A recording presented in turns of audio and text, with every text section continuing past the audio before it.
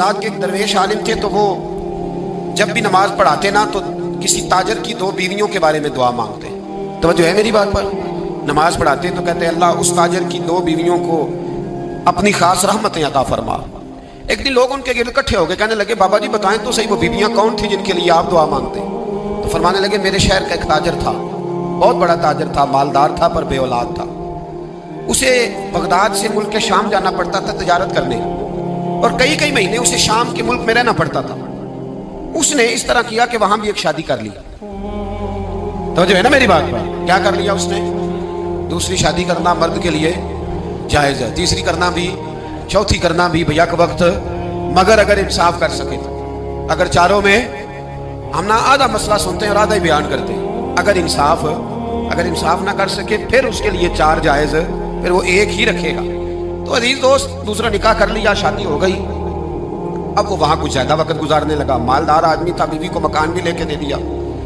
اب وہ جب دیر سے آتا واپس، اور جب آتا بھی تو اس کے وہ والے انداز نہ ہوتے جو پہلے ہوا کرتے تھے. اب بیوی سے بڑا جاسوس بھی کوئی نہیں ہوتا، اس کو تو پہلے پتہ چل جاتا ہے کہ ماجرا کیا ہے، اسے بڑی خبر ہوتی ہے. تو اس نے محسوس کر لیا کہ بدلے بدلے سے میری سرکار نظر آتے. وہ کہنے لگی اب کہ جب آتا جاتا ہے تو اس کے حالات کچھ بدلے بدلے سے ہیں، ماحول کچھ اور ہے. اس نے ایک بوڑھا آدمی جو اس کا عزیز بھی تھا اور سمجھدار بھی تھا اس کو تیار کیا. کہنے لگی اب کہ جب ملک کے شام جائے نا تو اس کا پیچھا کرنا اور خبر کرنا کہ کہاں رہتا ہے، کہاں جاتا ہے، کیا کرتا ہے. وہ بوڑھے بزرگ جو تھے وہ خاتون کے کہنے پر کچھ اس نے کرایہ بھی دیا. وہ اس تاجر کے پیچھے گئے اور واپس آ کے خبر دی. کہنے لگے کہ یہ تو 2-3 سال بیت گئے، اس نے وہاں بھی شادی کی ہوئی ہے، تجھے بتایا ہی نہیں. بیوی بڑی سمجھدار تھی، حوصلہ مند، زیرک. اس نے شور نہیں مچایا.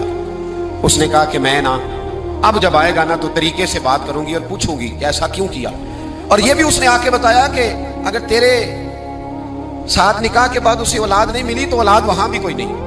یہ مکمل تفصیلات. اب جب اس دفعہ خامند آیا تو آتے ہی وہ بیمار ہو گیا، کمزور ہونے لگا. اب خاتون نے مناسب نہیں سمجھا کہ آتے ہی دھڑام سے میں اس کے سر پر یہ پھوڑ دوں کہ تو نے نکاح کیا ہوا ہے اور مجھے بتایا نہیں. وہ تسلی میں رہی، کچھ وہ بیمار تھا، حوصلہ رکھا، خدمت کرتی رہی. کچھ دن گزرے تو وہ تاجر انتقال کر گیا، فوت ہو گیا. اب راز کھل نہ سکا، عدت گزاری، اور جب سارا مال جمع کیا نا تو اشرفیوں کی بوریاں بھر گئی. سارا مال اس بی بی کا، 4 بوریوں میں اشرفیاں، 4. یہاں تو پیٹ کا دوزخ ہے، معاذ اللہ، بھرتا ہی نہیں.